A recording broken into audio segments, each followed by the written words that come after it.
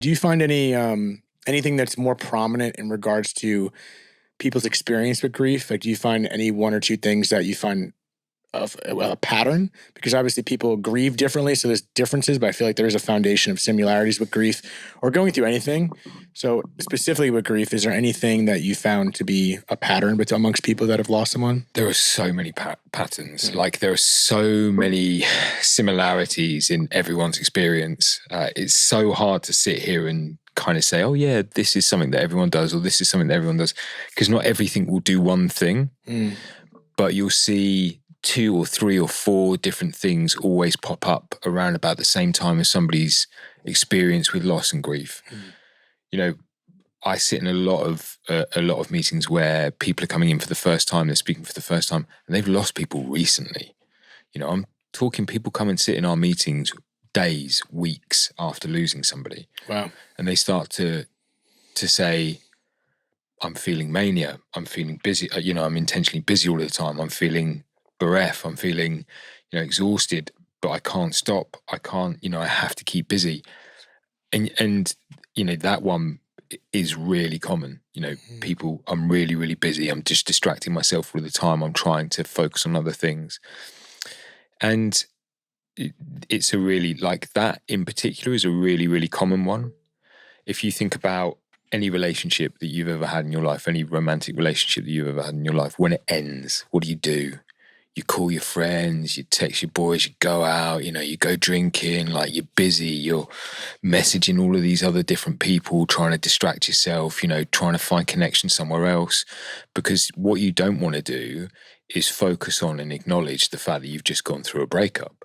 You don't want to sit with that because that hurts. So instead what you'll do is you'll do all of these other things. And then, 6 months, 9 months, 12 months, 2 years, 3 years down the line, when you're in the next relationship, you start to see the shadows of your past creeping up on you because you haven't ever dealt with it.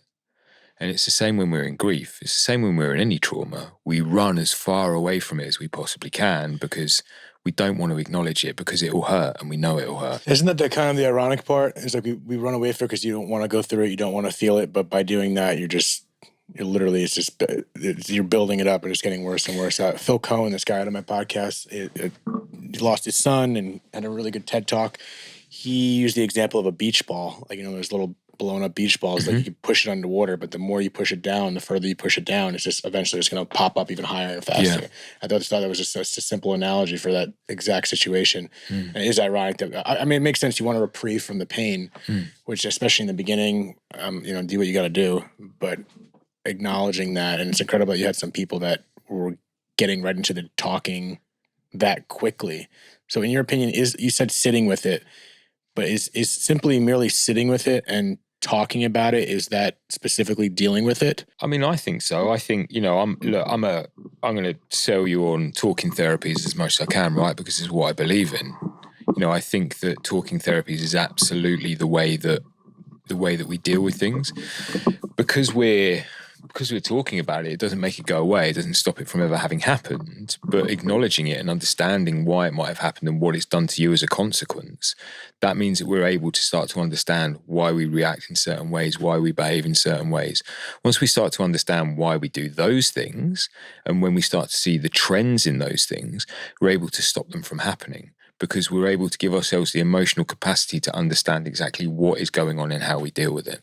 So it's the figuring out the understanding as to why you feel it. And once you kind of, deduce this to that to this and kind of find your way to the source, let's say you get to that source, you get to the reason why you're feeling. Obviously, when you go through grief, it's like, oh, obviously I feel this way because I lost my dad. But you start unraveling even that question. It's like, oh, it hurts so much because of that. There's usually more under that. Yeah. So once you get to the source, do you believe it's usually just an epiphany, or even, obviously I think there's still work to do once you get to the source? Is that just a perspective shift that gets you across the finish line? I think it is a bit of a perspective shift. There'll be an epiphany. Like, I believe there's an ephany. That's where I see what happens most. Yeah. People are like, oh, this. Oh, fuck, yeah, this thing. The oh, fuck moment. Yeah. And it happens for some people a week, 5 weeks, years down the line, but I think it's just going to depend for everyone. And I don't know, I think you got to give yourself some grace in regards to that process. But, I spoke to someone else recently who was talking about, he had a different approach, because I was bringing up kind of similar what you're talking about. Like, I think I a little bit of both. I'll get there, but he's like, it's sometimes not as important to even do the deducing and telling the story as to why you feel that way. He was more about, if you feel it, allow yourself to feel that, and allow that, just focus on the emotion and the feeling. So this is way more of a physical or psychosomatic approach of just feeling whatever you feel, as opposed to, oh, I feel this, but I'm also at the same time, I feel this because of X, Y, Z. And I was taking the approach of, peeling the layers off. And by the same time, he said it's kind of a double-edged sword of telling those stories in your head, because then by telling the stories, you're kind of bringing those, you're maybe tweaking the emotions and putting a title on it, which could be dangerous because maybe it's not the right way. So his approach was feeling it. Yeah. Feeling the emotion, not even telling these stories or reducing back and forth. I don't know which is the right approach. Maybe it's different for everyone. Yeah. I think both, in my opinion, feel it, but also try to figure out why, right? Yeah, feel it, but acknowledge why you're feeling that way. Like, right. I think it's important to understand why we are the way we are. A perfect example, I have abandonment issues that I've been working on for years and years. Yeah, cheers, nice one, thank you. Yeah, I acknowledged yours, and now you're acknowledging mine, which I really appreciate. I just pounded him for anyone not watching the video. I acknowledged it. Yeah, okay. It was a beautiful. We're both sitting the same way. Yeah. Okay, carry on. Although you aren't bleeding profusely. You don't know that. I'm wearing pants. Yeah. Well, you might be bleeding profusely. I don't know. I know. Yeah, but they're collecting all in the little pouch at the end. Yeah. Yeah. That little tight bit. I didn't wear my slip-on, so. Here we are again, veering off topic. So, welcome to Dead Talks podcast, where we have no linear thinking. Okay, carry on. So if I think about my abandonment and why my abandonment exists, right, I can now recognize when I'm feeling that way, and I can attribute it to where it comes from. And because I can attribute it to where it comes from, it means that I can stop myself from feeling certain ways when it's not necessary. Right. I think that's part of why you want to understand it. It's almost preparation for moving forward and learning and triggers and blah, blah, blah. There's a difference between actually actively being abandoned and feeling like I'm being abandoned, right? They are two very, very different things.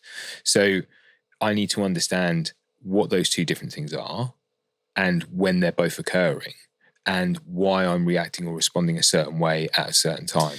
Yeah, even attaching the word abandoned to loss in many ways, because in both our situations, it wasn't like our dads just said, I'm leaving you, like intentionally. Yeah, and my abandonment doesn't come from my dad's death. It actually comes from my mum, who is still very much alive. Right. Yeah. I haven't even tapped into that story. Yeah. If you want to share it, but that abandonment was specifically, literally, you were abandoned? No, emotionally abandoned. Got it. So essentially my mum has spent her life looking for love, because when she was a child at the age of 7, her dad sat her and her sisters and her mum down and said he was leaving, that he had met somebody else and that she was pregnant and having a child. So my mum was abandoned by her dad. Her dad, my granddad, was abandoned by his parents. Oof. He was given up by his parents to go and live with his grandmother, even though his brother and sister remained with his parents, just down the road, but they were allowed to stay in the house and he had to go and live somewhere else. So he was raised by his grandmother, away from his brother and sister and his mum and dad.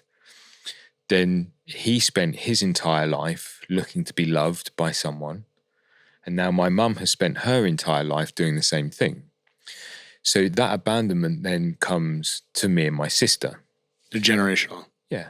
So we spent our childhood with our mum, who was married to our dad, then left, then went back, then left again. We were living out our mum's abandonment as she was trying to search for the person to make her feel happy. Instead of understanding why she was feeling like that, she was then passing that generational trauma on to us, which meant that throughout my young adulthood, all of my relationships played out exactly the same way. Until, I was in my mid to late 20s and started to work out what was going on why it was happening, and then understanding how to stop that. Oh man, well, I'm happy you figured that out. It's just wild how contagious it is. Right? It's like it's just subconsciously, however you want to say, habitually contagious. How that just continues on. Yeah. Until you break the cycle. Yeah.